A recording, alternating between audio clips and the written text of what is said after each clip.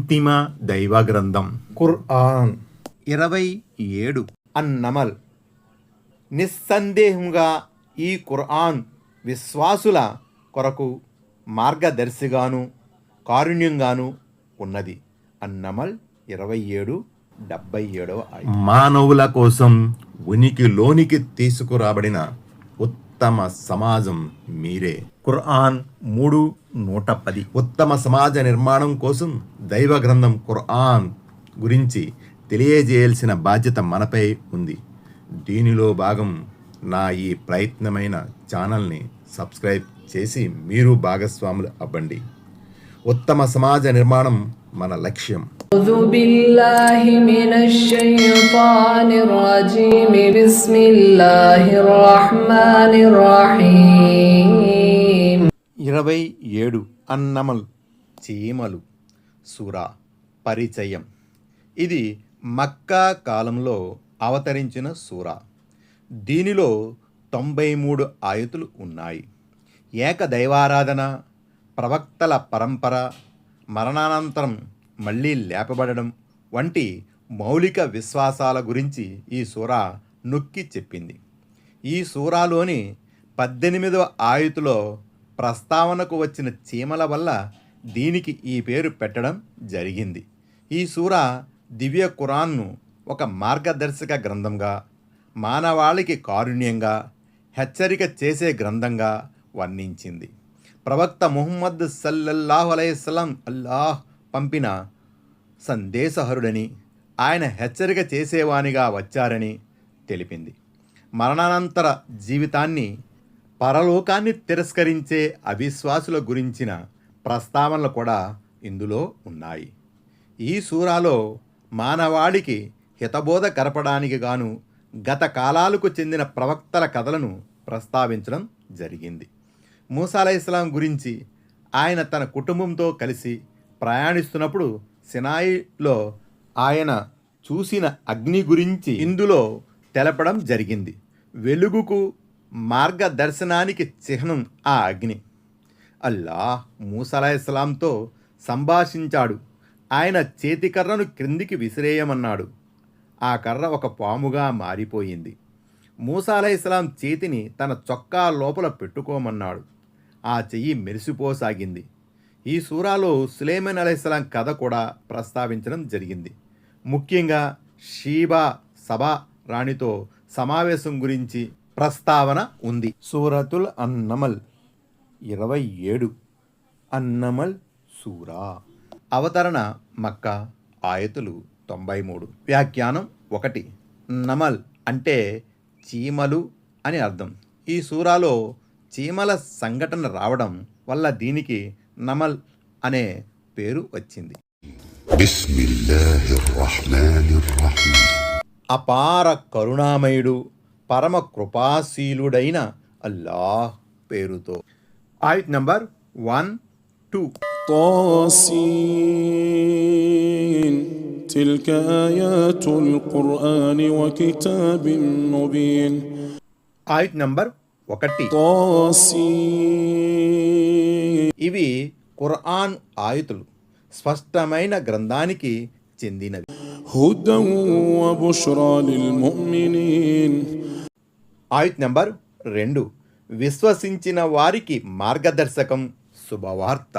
ఆయత్ నంబర్ 3. الذين يقيمون الصلاة ويؤتون الزكاة وهم بالآخرة هم يوقنون. ఆయత్ నంబర్ 3. వారు విశ్వాసులు, నమాజును నెలకొల్పుతారు, జకాతును ఇస్తారు, పరలోకాన్ని నమ్ముతారు. వ్యాఖ్యానం 2. ఈ విషయం ఖురాన్లో అనేక చోట్ల వచ్చింది. దివ్య ఖుర్ఆన్ వాస్తవానికి సమస్త మానవుల మార్గదర్శకత్వం కోసం అవతరించింది. అయితే నిజంగా మార్గదర్శకత్వాన్ని ఆశించేవారే ఈ గ్రంథం ద్వారా సన్మార్గం పొందుతారు. తమ హృదయ కవాటాలను మూసివేసి అంధకారంలో తచ్చాడగోరిన వారికి దివ్య ఖురాన్ ఎలా మార్గం చూపుతుంది? వారి ఉపమానం సూర్యుని వెలుగుతో లబ్ధి పొందజాలని అందుల వంటిది. సూర్యుడు మాత్రం యావత్ ప్రపంచాన్ని ప్రకాశవంతం చేయదలుస్తున్నాడు. ఆయత్ నంబర్ 4. إن الذين لا يؤمنون بالآخرة زينا لهم أعمالهم فهم يعمهون. ఆయత్ నంబర్ 4. ఎవరైతే పరలోకాన్ని విశ్వసించరో వారికి మేము వారి పనులు ఎంతో అందమైనవిగా అనిపించేటట్లు చేశాము, అందుచేత వారు దారి తప్పి తిరుగుతుంటారు. వ్యాఖ్యానం 3. వారి నిరంతర పాపాల కారణంగా వారికి దుస్థితి ఏర్పడుతుంది. వారు చేసే ప్రతి దుష్కార్యం వారి కంటికి అపురూపంగా కనిపిస్తుంది. పరలోకంపై వారికి గల అపనమ్మకమే వారి ఈ దురవస్థకు మూల కారణం. ఈ వ్యవహారంలో కూడా దైవ ప్రణాళిక ఒక్కటే. దుర్మార్గులకు దుర్మార్గంలో, సన్మార్గులకు సన్మార్గంలో మార్గాన్ని సుగమం చేయడం ఆయన విధానం. 2 మార్గాలు తన ముందున్నప్పుడు వాటిలో ఏ మార్గాన్ని ఎంచుకోవాలనేది మనిషి స్వేచ్ఛాధికారానికి వదిలిపెట్టబడింది. వ్యాఖ్యానం 4. అంటే వారు పయనించే అపమార్గంలోని వాస్తవికత వారికి తెలిసి రాదు. అందువల్ల వారు అపమార్గం నుంచి సన్మార్గం వైపుకు రాలేకపోతారు. ఆయత్ నంబర్ 5, 6, 7. أولئك الذين لهم سوء العذاب وهم في الآخرة هم الأخسرون. ఆయత్ నంబర్ 5. చెడ్డ శిక్షను పొందేవారు వీరే, పరలోకంలో కూడా వారు తీవ్రమైన నష్టాన్ని పొందుతారు. وإنك لتلقى القرآن من لدن حكيم عليم. ఆయత్ నంబర్ 6. ఓ ప్రవక్త, వివేచనాపరుడు జ్ఞాన సంపన్నుడైన అల్లాహ్ తరపు నుంచి నీకు ఖురాన్ బోధించబడుతున్నది. إذ قال موسى لأهله إني آنست نارا سآتيكم منها بخبر أو آتيكم بشهاب قبس لعلكم تصطلون. ఆయత్ నంబర్ 7. మూసా తన ఇంటివారితో, నేను అగ్నిని చూశాను, నేను అక్కడి నుంచి ఏదైనా సమాచారం కానీ లేదా మీరు చలి కాచుకోవడానికి నిప్పు కొరివిని కానీ తెస్తాను అని చెప్పినప్పటి విషయం జ్ఞాపకమేనా? ఆయత్ నంబర్ 8. فلما جاءها نودي أن بورك من في النار ومن حولها وسبحان الله رب العالمين. ఆయత్ నంబర్ 8. తీరా అతను అక్కడకు చేరుకోగానే పిలుపు వినవచ్చింది, ఈ అగ్నిలో ఉన్నవాడు శుభవంతుడు, దాని చుట్టుప్రక్కల ఉన్న వారికి శుభము వసగబడింది, సర్వలోకాల పోషకుడైన అల్లాహ్ పవిత్రుడు. వ్యాఖ్యానం 6. బహుదూరాన అగ్నిజ్వాలల్లాంటివి కనిపించాయి.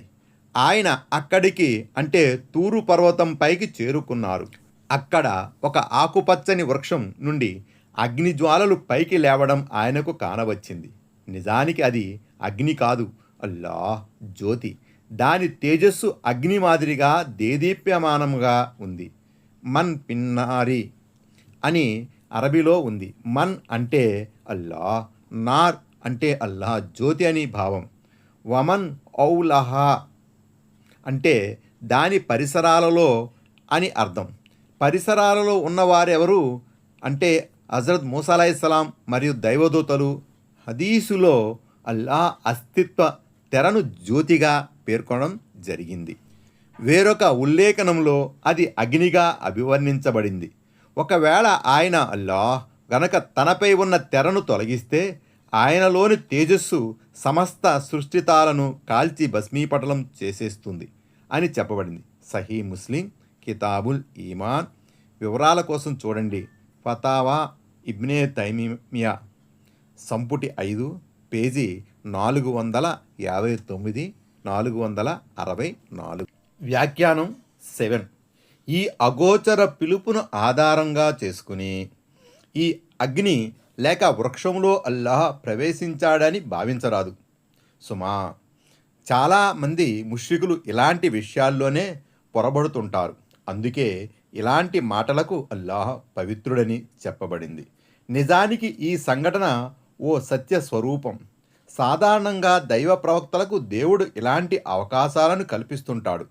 ఒక్కోసారి దైవదూత ద్వారా ఇలాంటి భాగ్యం కల్పిస్తాడు. ఒక్కోసారి స్వయంగా దేవుడే తన తేజస్సు ద్వారా, తన సంభాషణ ద్వారా తన ప్రవక్తలకు సువర్ణావకాశం కల్పిస్తాడు. మూసా అలైహిస్సలాంకు ఎదురైన ఈ సంఘటనే ఇందుకు ప్రబల తాత్కాణం. ఆయత్ నంబర్ 9, 10. يا موسى إنه أنا الله العزيز الحكيم.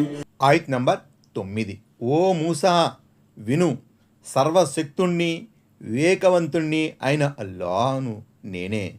వ్యాఖ్యానం 8. ఒక వృక్షం నుంచి పిలుపు రావడం హజరత్ మూసా అలైహిస్సలాం కొరకు వింత విషయమే. మూసా, ఆశ్చర్యపడకు, నేను అల్లాను అని ఆయన సెలవిచ్చాడు. وألق عصاك فلما رآها تهتز كأنها جان ولا مدبرا ولم يعقب. يا موسى لا تخف إني لا يخاف لدي المرسلون. ఆయత్ నంబర్ 10. నీ చేతికర్రను పడవెయ్యి. ఆ తరువాత అదొక పాము మాదిరిగా ప్రాకుతూ ఉండడం చూసి మూసా వెన్ను చూపి పారిపోయాడు. వెనక్కి తిరిగి చూడనైనా లేదు. ఓ మూసా, భయపడకు, నా ముందర ప్రవక్తలు భీతి చెందరు. వ్యాఖ్యానం 9. దీన్ని బట్టి దైవ ప్రవక్తలకు రహస్య విషయాల జ్ఞానం ఉండదని అర్థమవుతుంది. ఒకవేళ ఆ జ్ఞానం ఉండి ఉంటే హజరత్ మూసా తన చేతికర్రకు భయపడేవారు కారు. మరో విషయం, భయపడడం అనేది మానవ సహజం. ప్రవక్తలు కూడా మానవ మాత్రులే. Thanks for watching. Don't forget to like, comment and share. Please subscribe. Touch bell.